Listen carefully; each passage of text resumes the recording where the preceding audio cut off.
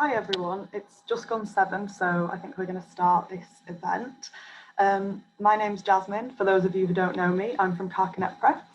Obviously we're here to launch Kate Miller's new collection, The Long Beds, which is very exciting. This book is a Poetry Book Society recommendation this year, so we really appreciate you being here to launch it with us. We really appreciate your support for indie poetry and your support for indie publishing. So thank you for being here. Just a couple of things to note before we get going. Obviously we can't see you, you can't turn your cameras on or your microphones, so please do try and find the chat box. There'll be an option at the bottom or the top of your screen. Send us a message, say hi. Do make sure that it's clicked to write to all panelists and attendees so that everyone can see your message. Yeah, say hello to us, let us know what you think of the reading. We'd love to hear from you because obviously we can't see you while we're all in here together. So what's going to happen tonight is this is going to last for about 1 hour. In a second, I'm going to disappear and literary agent Simon Trewin is going to pop up on screen. He's going to introduce Kate and say a little bit about her work and the new book. And then Kate Miller will give a reading from this new text. So while she is giving that reading, I'm going to be showing some text from the book on the screen so that you can read along. One thing that you need to know about that is that if you would prefer to see Kate's face bigger, you can double click on her face. Or if you want to see both the text and her face at the same time, you can resize the box of her face, just drag the corners or double click on it to make it full screen. If you have any difficulty, just put a message in the chat and we can try to advise you there. So after Kate's reading, Simon's going to return. He is going to have a bit of a discussion with Kate. And then at the end of the event, there'll be some time for audience questions. So somewhere in the options, wherever your Zoom options are, if they're at the bottom or the top, there's a button for Q&A. Please find that and send us some questions that Simon can put to Kate. We'd love to get you involved in the conversation. So if you could line up some questions, that would be really cool. The last thing that I need to say is that obviously thank you for paying your £2 to be here. You will get a code to get £2 off a copy of the book. I'm putting that in the chat for you now, but it'll also come as an email tomorrow. So just look at your inbox, and if the code isn't there, just drop me an email and we'll be able to sort it out for you.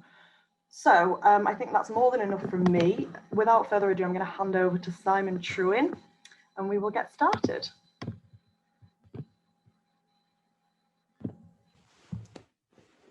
Hello, and I should say, if you don't want to see my face at all, then look away now. But anyway, thank you, Jasmine, for that introduction, and thank you, dear Kate, for asking me to moderate this session. So here we all are on a decidedly autumnal Wednesday night, September 2020, to launch The Long Beds. And I was thinking back earlier on to another night in 2015, I can't believe it was so long ago, to the really splendid event to launch Kate's first collection, The Observances, where it felt as if we were all literally hanging on the water at the Greenwich Yacht Club. The Thames was lapping underneath us and we enjoyed what, as a literary agent, I go to a lot of these events, so it was a typical book launch. It was an event full of love, with a myriad cast of friends from all walks of life, lots of family present, lots of wine, nibbles, chat, and a poem or two. And all importantly, a local bookseller selling copies of the collection in the corner. Goodness me, how long ago that kind of experience now seems. It was a truly charmed event, actually, and I remember all of us there felt that it was marking a really important milestone in your career as a poet, Kate. So tonight, I hope we're going to make this virtual event embody all of that and more.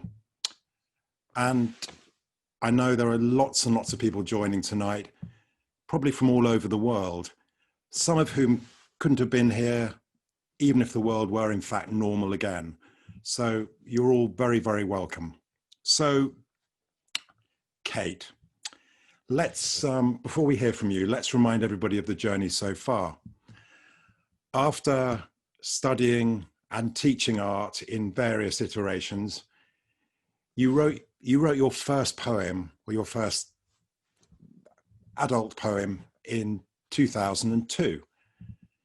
And then you embarked with your trademarked determination on a relatively fast journey that led you to winning the Edwin Morgan International Prize just 6 years later.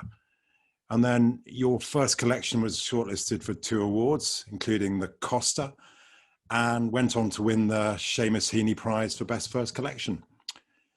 And of course, you continue to be widely published today. I've no doubt that this new collection is going to raise the bar even higher, especially as it's already become a Poetry Society recommendation. And for those of you not in the poetry world, that's a gold medal, that's a gold standard, and that's going to make a lot of difference already.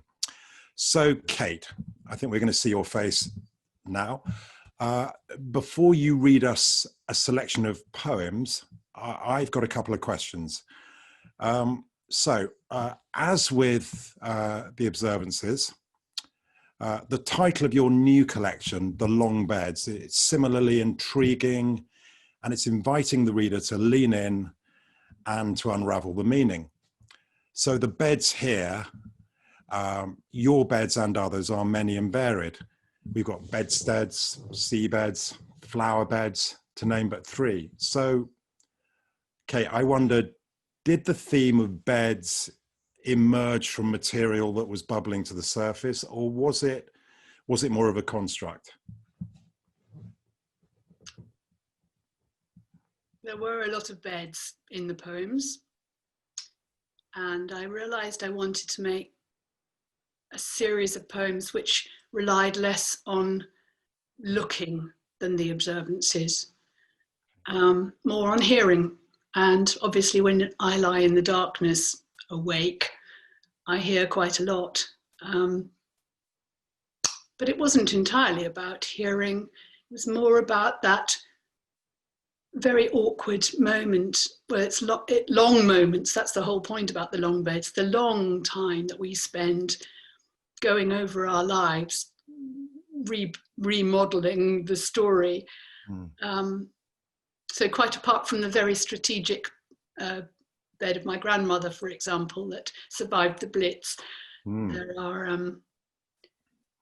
are many times when a bed, the place where one is recumbent, is a place of rehearsing relationships and distances and separations, which are pretty key to this whole collection. And it looks like you're in bed tonight, actually. It's rather wonderful surroundings you built for yourself. So I was thinking, there's an African proverb, which I'm sure we all know, but it's worth repeating, that it takes a village to raise a child. And I think that the Long Beds feels it has also taken a village. Your son Zephyr created the really fantastic cover. My son Jack worked with you to take your poems, or 2 poems, and translate them into films. But the key element of the village, present on this page and in the ether, is an extraordinary woman who you've already mentioned a little bit, a woman called Muriel D. Miller. Now, there's obviously a clue in the surname there. Tell us a little bit about who Muriel was or is, and how she came to inform and frame the volume. Well, Muriel Jardine was born in India 20 years after Queen Victoria was proclaimed Empress of India, and Muriel lived to witness the keeping of the Queen's promise that in the fullness of time India would be restored to its people. She grew up on the edge of the jungle, close to Kanpur. She writes in her unpublished manuscript, which was given to me in 1994 at her death, in a box full of other unpublished manuscripts and quite a lot of letters to agents and publishers. She writes, "Our plantation home gave us a rare and rich childhood, untrammeled by the sort of restrictions that govern the daily lives of British children." And what I have only really recently pieced together is that her brother also wrote in 1946, on the very edge of independence for India and the partition too, he wrote a book about his experience of India. Obviously, they started out on the same plantation. His book is called Footsteps Through India. And I don't think there are very many copies of it in the world. Simon, you'll have to have a closer look at this another time.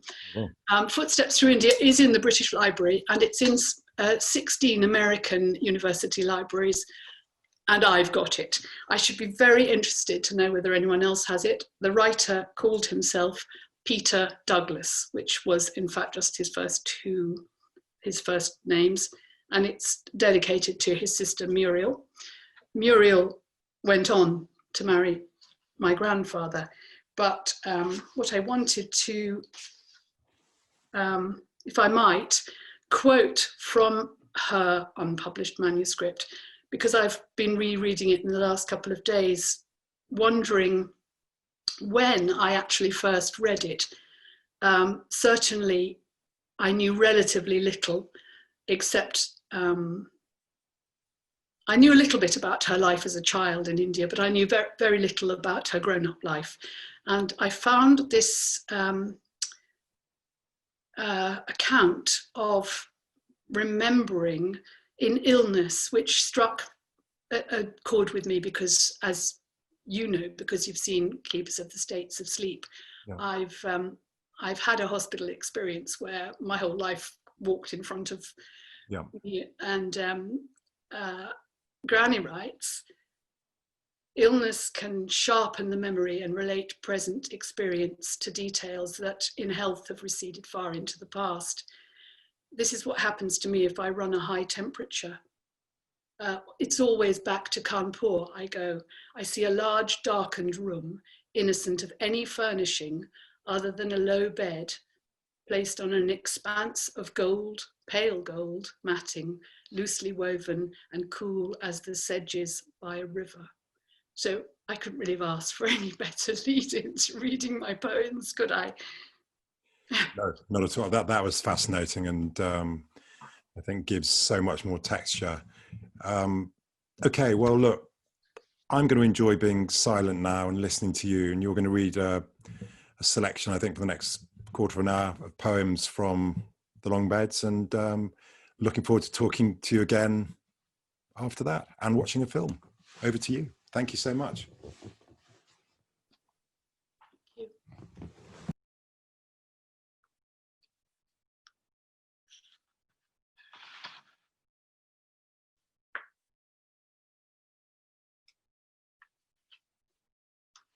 I think I'll just begin, and maybe as I warm up, I'll add a few more things in, because I'd like to make signposts to some of the other poems in the book, for those of you who haven't seen the book yet. Outside the mines shop, Fox shrieks. It is the hour of Fox patrols between late taxis and dawn trucks. Be not afeared. The night is full of noises. Drowse and attune like Caliban when voices haunt him. My bed's an island where I've cried to dream again, beside the ones who once lay close to me, the nearest. If I could only sleep and hear.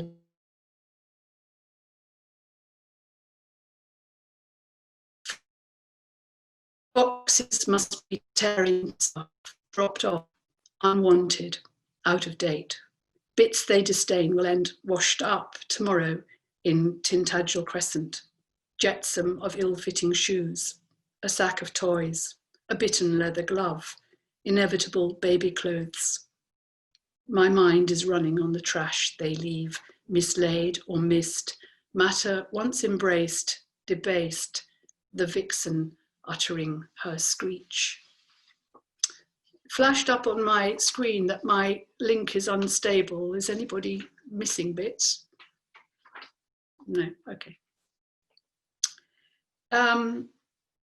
Yes, well, I've had an opportunity to introduce, oh dear.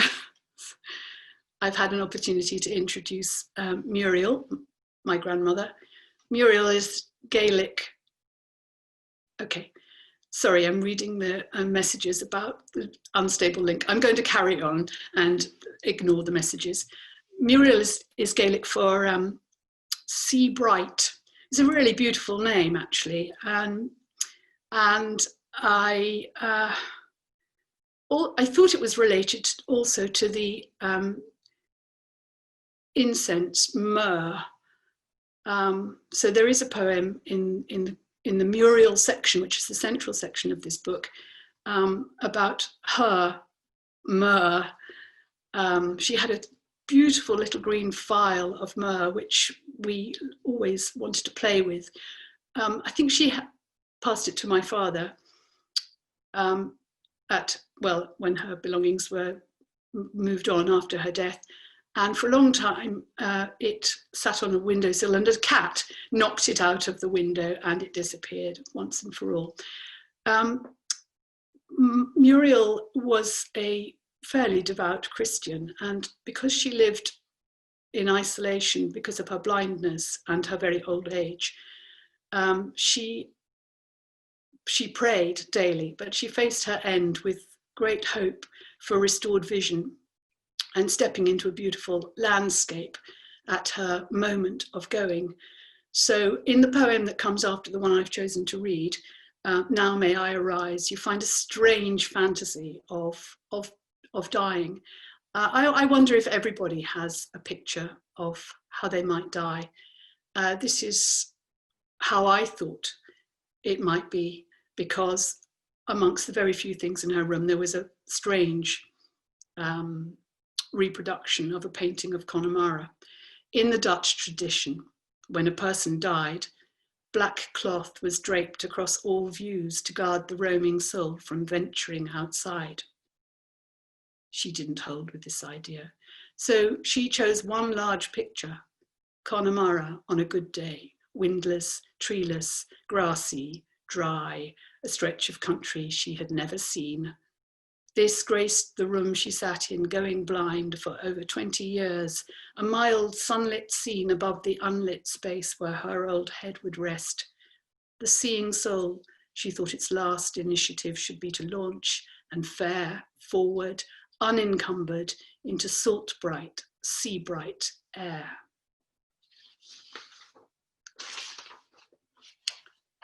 Speaking voice. English was her mother tongue, but her sing-song was made in India. It had a travelling rise and fall with which she spurred on compound words: runaway, rocking horse, railway train. Broadcasting on Children's Hour and Woman's Hour, those days the wireless, she almost did sound English born and bred, yet when she spoke of India as the house where she was born, or sometimes as the friend whose house it was, the audience imagined she was not. Hindustani words strayed into tales she told, names of trees and jungle birds, dairy cows her mother milked, game, gymkhana trophies, Indian sweets, flowers.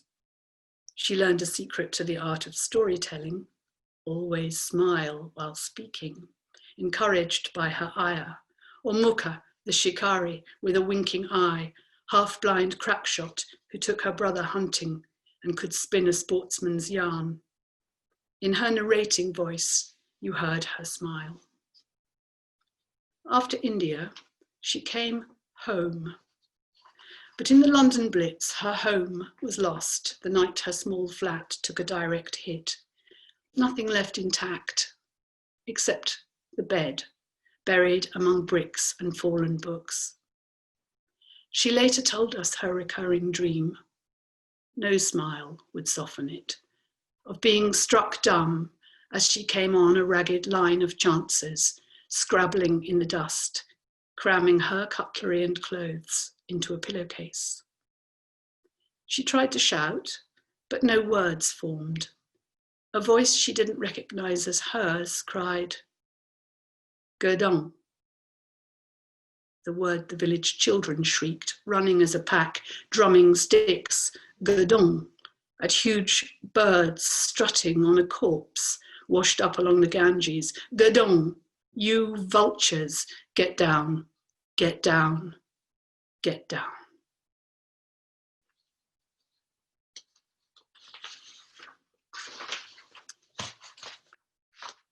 for a number of reasons, I've chosen to read School Prize, 1912.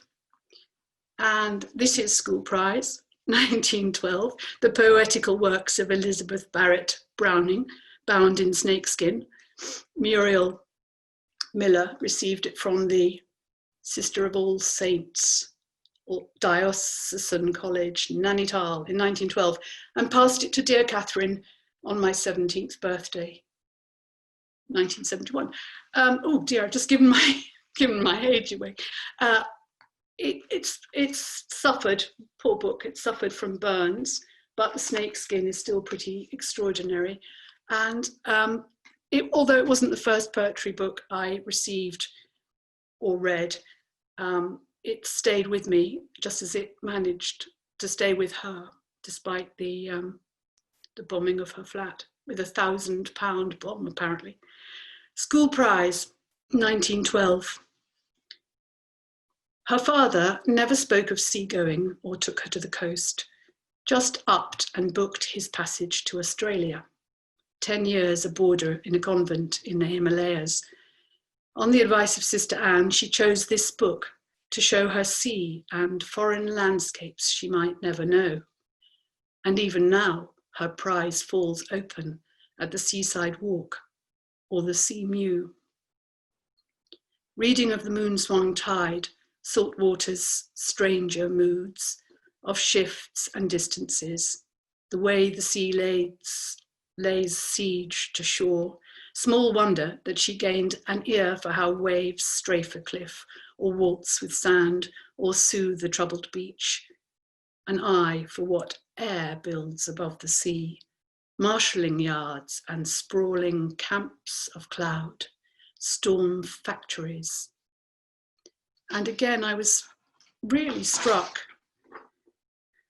I think I must have locked this away. This is from her unpublished manuscript about, it's called Half a Lifetime, and it's about the 25 years she lived in India and the 25 years after that when she lived all over the world. She writes, never having seen the sea, I could imagine it as a very great river, a river so deep and wide that everything on the other side remained invisible. It was a great divider too, this deep river of my dreams. Did this river not separate us from home, which my parents spoke of with such longing? The great ships which lay at anchor in the Hooghly did add details to my picture of the ocean, making it easier to imagine the setting of the tales I so avidly read in prose and verse. What would it be like to stand on a beach, watch the waves coming in, swim, perhaps make a voyage, the voyage home?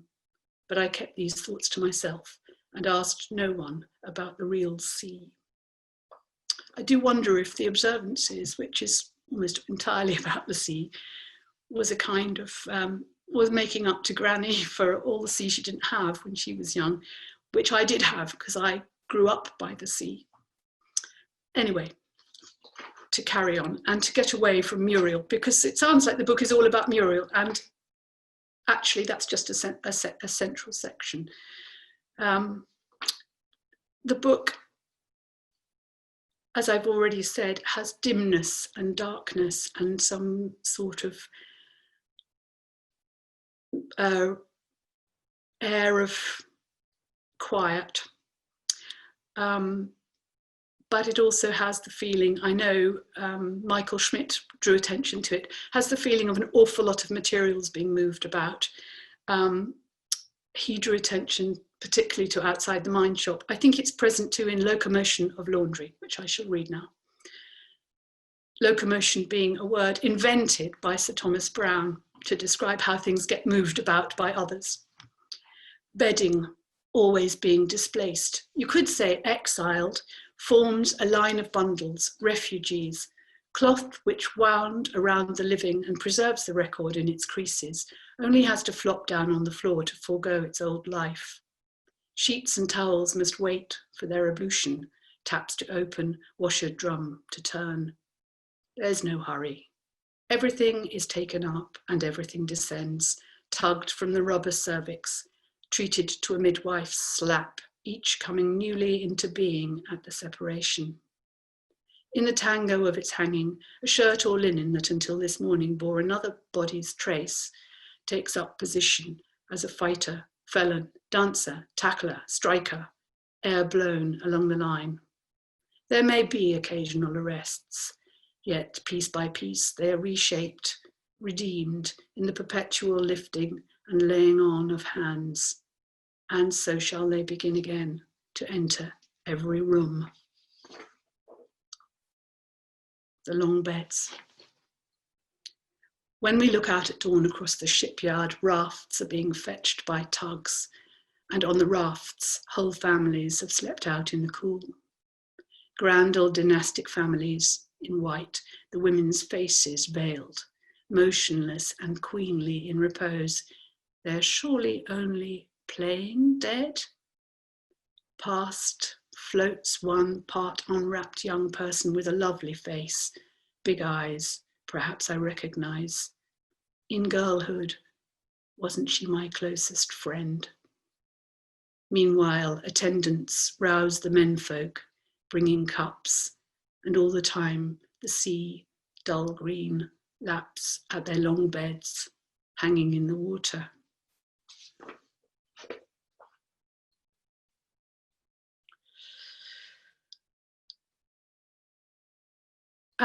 I have a great interest in the figure in landscape.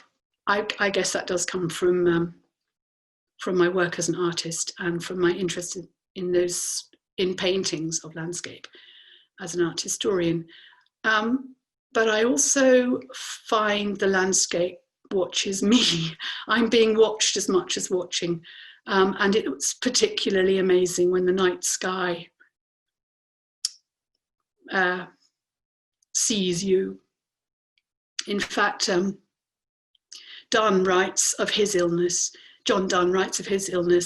whilst my physicians by their love are grown cosmographers and I their map. He's writing about lying in bed and not being able to do anything and being sort of attended to. And I think that's really fascinating, the idea that one is sort of being mapped, or in the case of this poem, fixed down to the earth by starlight, outnumbered one by one. Here lies my child, full grown, half buried in the sand, his legs still warm, but as the sun gives into ocean, ever more inert. The wind is freshening, the sounds of coastal life diminish in proportion to the cool. I shuffle closer to him on his bed of sand. At home, I'd fit beside him, counting him to sleep. Just recitation soothed him. He loved numbers, their repeating scale. In the hope he'd nod off, I would slow, anticipating separation, leaving intervals, the fading of a song extending into silence. Stars just waiting to be called, peek out all over the Pacific's dome, and Joe Breeze calls their name. At every name he gives, I feel a prickling of my skin. How come you know so many stars, we ask. They haven't changed, he says, since Grandpa schooled him, standing in the yard counting them by eye. Only when Joe knew the 100 nearest would the old man introduce remote ones with a telescope.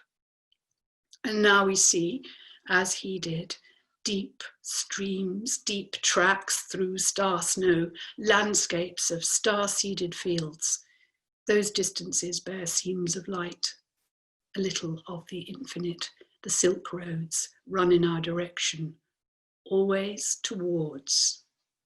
Some stars are jittery and shy. As they approach, they reach for us, and we are bound, two Gullivers together, tied and netted on the beach. I must stop talking between poems and hurry on. The last part of the book is about readying oneself for the day, whatever it may hold. And many times I try to follow the way light returns to our night world. So out of the dimness, picking up light. I had to get up at sunrise for the commission of Waterloo Sunrise quite often, and it's become a bit of a habit now that I've got a home in the country near a very fine river, small river, but fine. I feel a very much closer to those painters who've made it their life's work to record waterways. Reach, a cry stiffens the pool's skin. Listen, still dark, we lumber from the mud and dead reed dip of riverbank. Thin slip of wind puts on a little flesh, stirs the stream. Blow wind, cheers a bird, shake the stream awake, show her your violet streak. Send her down river to rinse in the breath warmth of creatures, vole squeak, cow sigh, swish of a heron shifting heddle feet. About a branch, an eddy flips glass hair of willow. Water holds a smeary mirror up to tips of light. I'm keeping one eye on the boat while Blanche sets out my paints. My other eye is climbing into space to reach by stairs of cold, spires topping the air's cliffs of ice. As birdsong rises, as water winds, is winched upwards in the screw of poplars, as vapour lifting to a clearing sky is gathered in the net, we mark each break in the mesh of morning, mended with wires of light.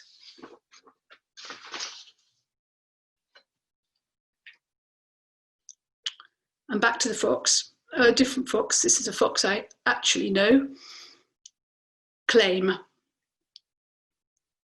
I call this plot my earth, no person near. A scrap of field, my bowl of sky. In hard frost, everything has points, like knives. The knife blades, laid through whitened crumbs. Grass, a confection of crackle, very late sweet peas, fragile as glass. I cut the last few bluish flowers, unknot netting, stack the canes, reasoning they're not too worn to come in handy one more season. I ought to practice thrift as part of husbandry. Until I sense another eye, light on me, lovett blue, the colour of December air, a pair of narrowed eyes, aslant in coal black canthe. You never step on no man's land inside the ring you like to put, only 10 feet between us. Natty, in your ginger gangster suit, you hint at business, fox. Some contraband stashed here in a hoary pile of hay? Ears swivel to the heap, all vigilant because I might what? Loot? Slouch off then, feign nonchalance. You won't go hungry. Loop back, break into trot. I wish I had your nose for new material, your instinct to corral your stock. My gathering is archival, yours survival.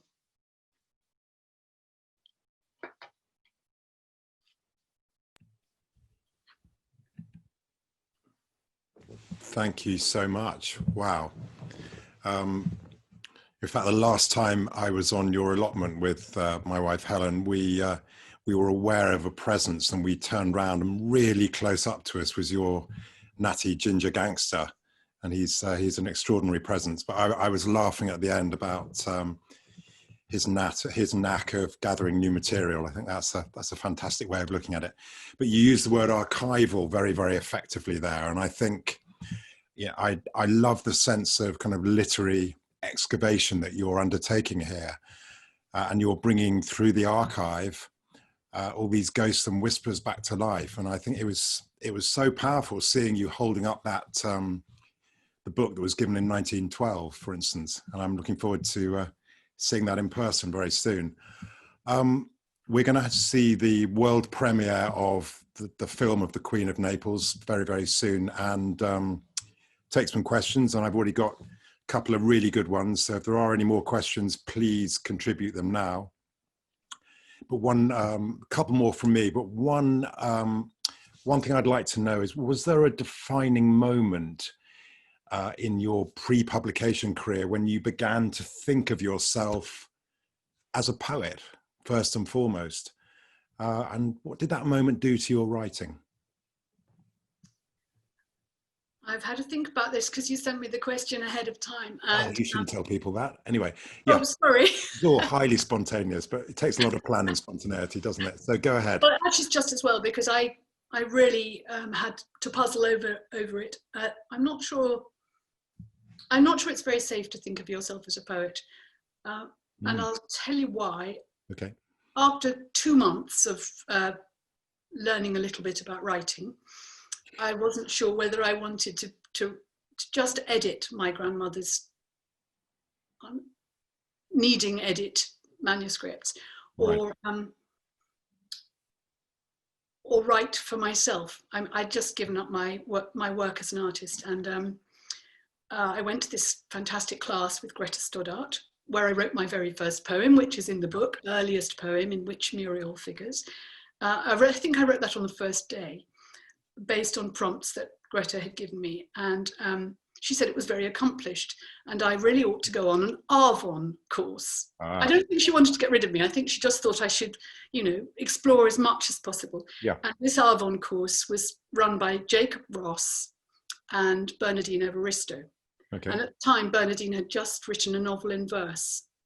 So she was able to sustain a great story and keep it going to novel length. And she was very keen to encourage the writers who were trying out prose and poetry on this Arvon course to try some of the things that she did. And she asked us to write in a strong, a poem, or if needs be prose, of a strong personality with a flawed voice. And I kind of immediately fell on this and developed mine. And when I read it aloud, a terrible, terrible silence fell on the room. And I realized how intently people listen and are marked by words. I was rather horrified at what I had unleashed. It was my Pandora's box, essentially. So for me, being a poet is a bit like opening Pandora's box and having to read them aloud is extremely painful sometimes because of that strange silence that falls. Perhaps I should look forward to it, but for me, it's kind of awkward. I think there is something magical that happens in a room, though, isn't there, when somebody is reading and the silence kind of coalesces into something that is collective. It's a sense of everybody is leaning in and listening, and I think that is and there's something interesting about this Zoom event, that actually we're all over the world, but there is an incredible intimacy with this. And I think when you were reading the poems, it's almost more effective than us being at the Greenwich Yacht Club in a crowded room, and there's always distractions, but there's a wonderful connection between everything you were saying, and certainly with me, and I'm sure somebody here saying they're listening from California, and isn't that a wonderful thing? She's a friend of Joe Breeze. Indeed. So I mean, I'm really interested in the creative process, and I just wanted to know, are you a very disciplined, structured writer, or are you more? Because I know you're a great gardener, and I'm going to say, are you more kind of organic and in that kind of way as a gardener and as a poet? Are you kind of seeding things which are going to flower later on, or are you forcing them? There's a bit of forcing in gardening and pruning, obviously. Pruning, yes, perfect. I do a lot of pruning, and obviously you can't prune anything until it's grown a certain amount. So there is waiting for it to grow. I think Claim actually does pretty much depict my method, which is there's an awful lot of tidying up. Motion of laundry also shows something of my method, which is, everything's dispersed, but it is all brought back and settled on laundry shelves. Definitely compost. Yep. I'm very keen on letting time work on things, and I save seed. When I say I save seed, I mean as a gardener, but also if there are tiny things hidden in fat documents that need taking out. Yeah. I give myself a lot of time to take them out, and poems take 5 years upwards. Wow. Oh, yeah, the first and only quick poem was the one in which I wrote for Greta in that class. And do you sometimes think it would be good to kind of do that again, almost, not, I mean, not go on an Arvon course, but to go, I'm going to write a poem in the next hour, just to see what happens? First Flower to Open, which is in this third part of the book, is basically a time-lapse poem. It's just watching a poppy open, which takes about half an hour. Yeah. So, but you can write a lot in half an hour. You can't, you have to edit it. You can't just bring it all to the table. No. But lots of things come through that kind of concentration. That's the closest really I get to being like a painter, is writing through time. I mean, I was thinking that, you've obviously seen your words on the page, as everyone published does, but you've also, as we're going to see very soon, you've seen some of your poems being transferred onto screen. And in the case of Waterloo Sunrise, you've actually seen that and taken part in that with a group of poets as an event. So I just wondered, do these sort of three-dimensional experiences, do they make you think about your work in a different way? Or is it just a separate life for the words? I think I'm delighted if they become three-dimensional. I love the afterlife of the poems. Yeah. And it would be quite nice if I didn't have to make that afterlife. It's like when your children grow up, you don't have to keep on doing parenting. No. I think it first happened with the poem I wrote about the Stone and Hepworth divided circle. That poem, Profil Perdu, was used at a sort of consciousness raising event a year after the stealing of the Hepworth. And the words disappeared from the screen. I think that's how it worked. Yeah. It's on my website, but I actually have forgotten whether they appeared or disappeared. So yeah, seeing something becoming not exactly theatre. I think it's important not to make it sound too grand, because poems are quite little. I mean, I would be thrilled to have a poem on the underground, but it would have to be a short poem. So I'm going to have to keep writing short poems. And when you hear an actor read a poem like Fiona Shaw reading The Wasteland, yeah. It is, well, not reading, she knew it. It is very thrilling for a poem to be embodied and performed. And I'm not sure poets always do it quite as well as actors, but sometimes I think actors don't do it very well either.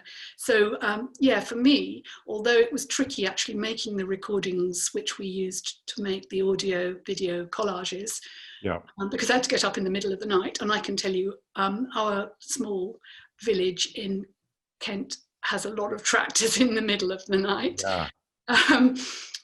Although it was difficult to get the audios right on my own and knowing nothing about it, I'm quite glad I did read them, because I know with Keepers of the States of Sleep, which is the first video, that the people who've listened to it include some of the nurses who I name there. Wow. So that was the personal, and yeah, that would go if everything was turned into a great sort of Cecil B. DeMille film. I mean, there is something, and I know that there's a lot in the poetry archive, isn't there? There is something very special about hearing poets reading their own work, because, and I think you can listen to T.S. Eliot reading, you can certainly listen to Sylvia Plath and various other people on that archive. And it's, as you say, an actor is bringing something to it, but the poet is kind of bringing something out of it. I mean, there's a sort of different relationship to it. It seems to me that this is probably a really good moment for us to watch the film of the Queen of Naples, which I think is now, you've pushed the button and it's now on YouTube as well. Yep. Yeah. So this is the premiere. Yeah, and this was a collaboration between yourself and our son, who's a filmmaker, Jack Trewin. So let's watch the film, as they say.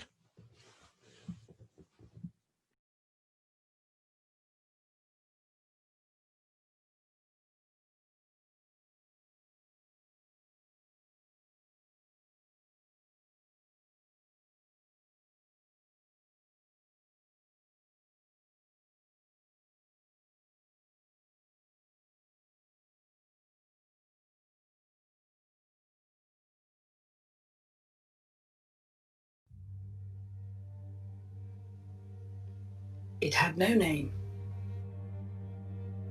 no proper trees. Our fires were built of lumber washed from wrecks.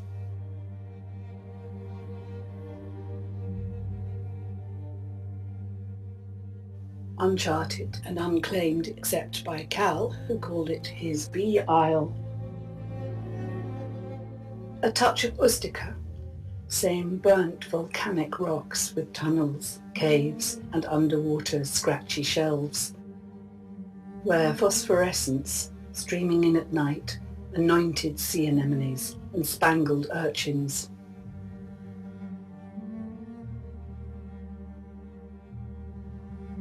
Same teeming fish and curious young gulls, neglecting nothing, picking over sea-stripped finds, rag and bone, fish eyes.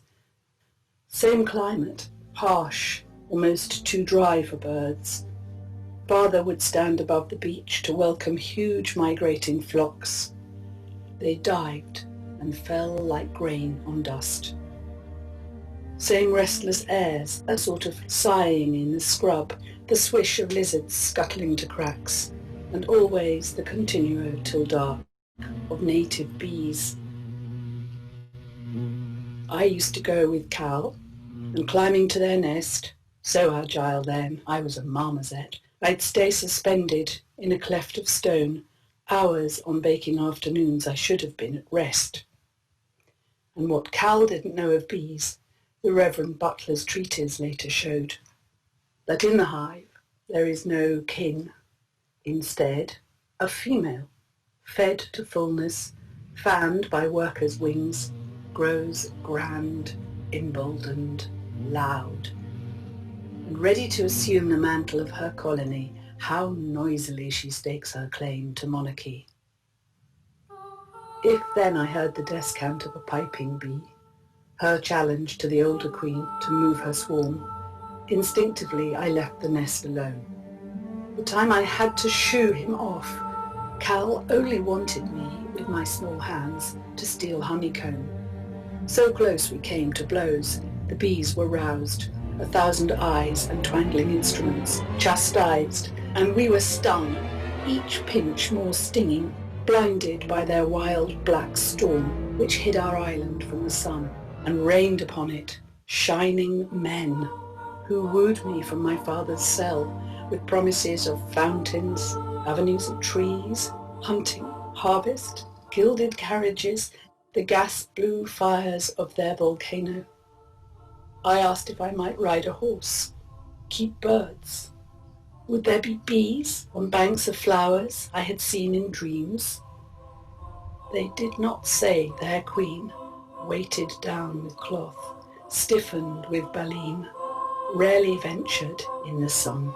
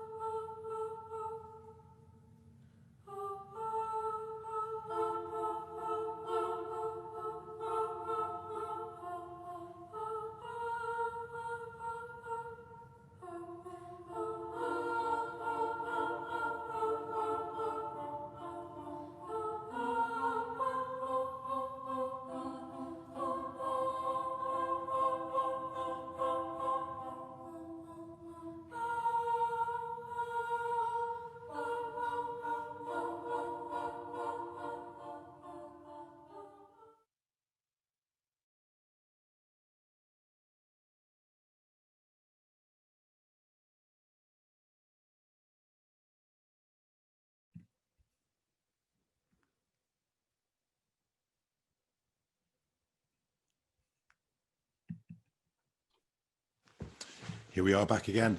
That was so wonderful to see that again. And I just love that moment halfway through where the bees just sort of burn through the poem and then fade away again and then start pulsing. It's fantastic to see that. And I was just thinking, I kind of grazed over very quickly your work as an artist before, and I just sort of wondered, and this was one of the questions that has been sent in, which is fantastic, is your career and training in fine art. I mean, what has that brought to your practice as a poet? It's all about creativity, isn't it? It's just different sides of it, but I'm just interested in how they flow into each other. All about hard work. It's all about making something out of nothing. I always had kept a notebook, and as an art historian first, and then an art teacher, and finally I got to art school in as a grown-up person, and actually went through my pregnancy as an art student. It was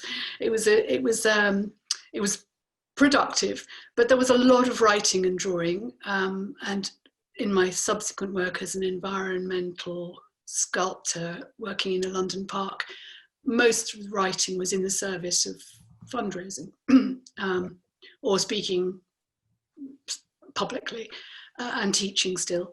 And I wanted to free up. I did want to free the writing, and I also found that it was pretty hefty work. working sculpturally. So the moment I went to Greta's class, I knew that I was onto something, that I could do it in a notebook. It didn't take up any space. But the other thing is that if you work as an artist, you know a lot of artists, and you know craftspeople as well, and you know a lot more from watching them working. Not necessarily even them talking to you, but just watching their hands or watching the way they move around their studio. You know that it's something you've got to give yourself to completely. I've been really lucky. I have got to know a lot of artists and wonderful craftspeople, and that made me realize that you just have to stick with something strange that they start on, and they can't let it go, and it keeps coming back. I think that, probably all poets would say exactly the same. So I'm not sure that anything specially comes out of my my fine. I mean, I think very few. I mean, every creative person comes from a unique set of circumstances which gets them there. There's a commonality, but they are, you're obviously bringing a lot of your art to it. And in fact, Michael Schmitz asked a question. Yes. I thought I might answer him privately. No, but it's a great question, because I think it kind of leads us on from art. So he's asking about the actual shape of the poem, The Long Beds, which I'm going to just hold up on the screen just to remind people who didn't see it there. And he's really interested in the lineation and the indents. And I, as somebody, I'm interested in letterpress and typography and typesetting, and I think it's a great question. Can you just tell us the thinking that went into that? Well, I think I said at the beginning that I had a sort of principle of horizontality, which is partly to do with being in bed or thinking in bed or listening in bed. So this poem goes pretty far to being a horizontal poem without having to be turned around on the page, which some poets do with very long lines. Mine are not very long lines, and I'm happy to have a hanging sort of side step. I think Charles Wright calls it a side step, when you drop the end of a line down, but to give you a little bit of breathing space. They are rafts, obviously. The image, I had no idea. I had no idea what image I was after, but I knew I'd seen it somewhere, and I finally worked out that I've seen it in my childhood home of boats lying in the water in a dead calm. So I wanted that way that one scans along, and especially the idea that there are lots and lots of people on these beds, rafts, which came I would say it probably came from my grandmother's description of sleeping out at night in India because it was too hot to sleep indoors. Right. Though she didn't sleep on water, she just slept in the compound of her plantation. And as for the very short line, past floats. Yeah. Well, the past floats. Yeah. Sorry, that is to make it seem rather banal, but I think no, that, not at all. Because I think what's fabulous about this is that, you know, when you taught me through this and everybody else, I kind of see it all now, and I kind of was aware of it, but actually it's just so good to have this pointed out. And I think, yeah, past floats, there it is, like a little cushion on the left. It's fantastic. We haven't got a lot of time left, and I wanted to, before passing over to Jasmine, got a question from Helen Adey, and she says, well, Kate's obviously fascinated by Shakespeare's The Tempest. Could you tell us all a bit about how the play informs some of the poems in the collection? Yes, Tempest was an A-level text, and in 2015, Roddy Lumsden was designing a course which was to be 8 weeks looking at the Tempest, because so many poets have responded to the Tempest and inquired of it, what's going on, inquired of Shakespeare's writing, but also of the individual characters, because some of them are really weird, not least Caliban, obviously. So as a class, we looked at films of the Tempest, and we looked at poems and prose, actually. And one of the tasks was to develop an after story for a character. The Queen of Naples, asked about her childhood home, is the after story of Miranda, who married the Prince of Naples, Ferdinand, and went off, probably lived in the dark, which, given that my grandmother had great regrets about losing India when she came away from India, I thought maybe that would be this, it would hold in the same way that one could return to one's childhood and find activities there again. So I wasn't particularly interested in Miranda. I have to say, I've always been more interested in Ariel. He is totally fascinating. But it gave insight into the kind of relationship she might have had with Caliban, which is, I wrote this poem before Margaret Atwood wrote Hagseed. So some of the same things have been brought out about the kind of relationship the children might have had, the young man and the girl. So I entered very fully into that. And then I was really, really, really ill. And while I was really, really ill, I had to go to King's College Hospital. And I had been thinking about the mask in The Tempest, and somehow the nurses transformed into the witches stroke goddesses of a Ben Jonson, Inigo Jones mask. So that I wrote a much longer piece. I read it all to Roddy's class, poor things. I think it must have taken a good half an hour to read it. And I have cut it drastically down to just the names of the nurses. But I would quite like to publish the whole thing. Pretty hallucinatory. And yeah, the mask is a very, very strange part of The Tempest. So when Jack got hold of the Inigo Jones costumes and started looking for other Tempest material, it coalesced beautifully. I was really happy to revisit it in the month of April. Fantastic. Well, I can't believe it's now 8 o'clock. The hour has flown by, and I think we could all happily listen to you reading more and more and talking, because I think this has been fantastic to I don't know, just to hear how you think, and to hear about your grandmother and all the elements that have come together in this fantastic collection. So congratulations. We are all kind of, wherever we are, we're raising a glass, cheering, everybody's on mute, clapping. Thank you for a fantastic evening. I'm going to pass over now to Jasmine, who I think is going to say a few words. And buy the book, everybody. Poets need readers and they need people to buy books. So go and do it. Yes, well said, Simon. Congratulations, Kate. This has been an absolute pleasure. Thank you guys for being here. It's been a really, really wonderful evening. So yeah, huge congratulations to you, Kate. Like Simon said, please do go and buy the book. I'm putting the code into the chat for you again. Like I said, check your emails tomorrow because it'll come as an email. So if you can't manage to do everything now, I know it's quite quick, you can do that tomorrow. And the final thing for me to say is please join us next time. We're here next week, 7 p.m. UK time. We're going to be launching the Edwin Morgan Centenary Selected Poems. So this is a big one to mark the 100 years of Edwin Morgan. This book has been edited by Hamish White, and he'll be joined by Liz Lockheed, David Kinlock, and Diana Hendry.